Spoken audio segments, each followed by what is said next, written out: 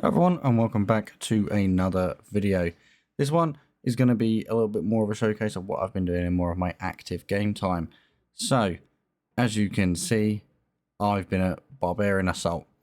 This was to finish out the final diary requirements I had for Kandarin, which I believe is most people's final diary to get done for the elite step, especially, as you obviously have to get level 5 in every single role. What I'm showcasing is ultimately the worst part about Barbarian Assault, which is trying to get a team together. It can take a long time or it can take no time at all. Sometimes you can just get really, really lucky and a team forms and you're straight into a game. Other times it takes a bloody long time. So yeah, I try to avoid doing it through other people, and a lot of the time I just take a scroll and kind of pick the role I want and then just go around clicking everybody who calls out the roles that I still need for a team.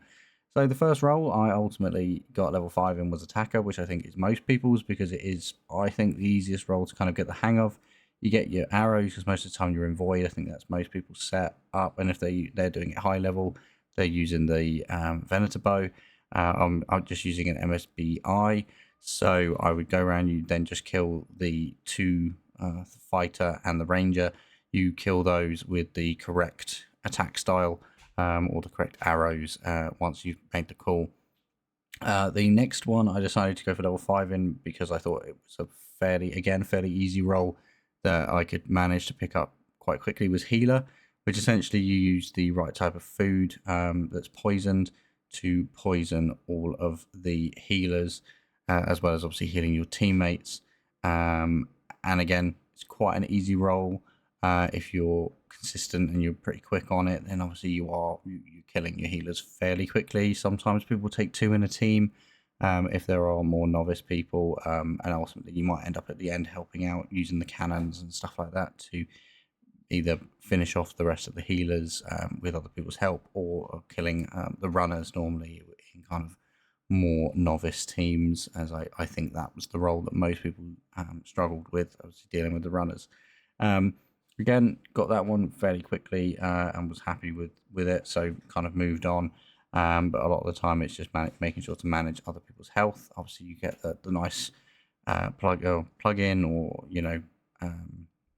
screen notifications about when people's health is dropping. So obviously, if everybody's got quite high health, it's not that much of an issue. But as you saw in that game, there was somebody with 74 HP, which makes it a little bit more challenging, especially in the final wave. The third role I went for was Defender, which is I would say, probably the hardest of the roles. Obviously having to deal with the runners, which is essentially just making sure you're doing the traps and using the right tiles to kind of drop the good food, the bad food to lure them in. Obviously the higher level you are, the better your lure distance is, so it makes it a little bit easier as you progress through it, but at the start it can be quite difficult to get the hang of. Which is why a lot of people end up helping out the defender the most with the use of the cannon after the collector has put in the right type of eggs to kind of kill the runners a bit quicker. But yeah, it took me a few hours to kind of get everything all together and sorted out. But again, it wasn't that bad. I didn't find any of it too difficult. It's mostly just finding teams. Or if people were finishing their roles off and stuff and just leaving the teams, which again was an annoyance of doing the minigame itself. Minigame is very old, and I think it still shows that it's quite old. But yeah, the final role I had was collector, which again, very easy. Go around, pick up the eggs that you're called, and then load them into the cannons. But yeah, I finished all those out and then thought, you know what, I can't let that not be the final part of the diary. So I went back and finally got another chewed bones, because I did mess that up before and didn't do, I think I did it with redwood logs rather than magic logs, which messed up getting the diary steps. I went back and did that just so that I could go back and read the board afterwards and complete the Kandarin Elite Diary.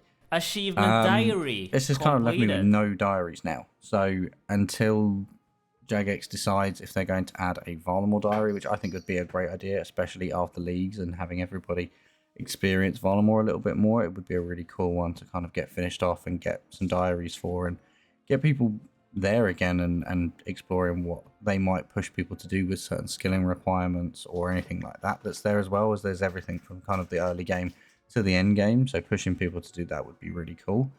But yeah, it meant I can now do clue steps a little bit easier, having the unlimited teleport to I can't remember which one it is, but yeah, having the unlimited teleport there is going to be really helpful.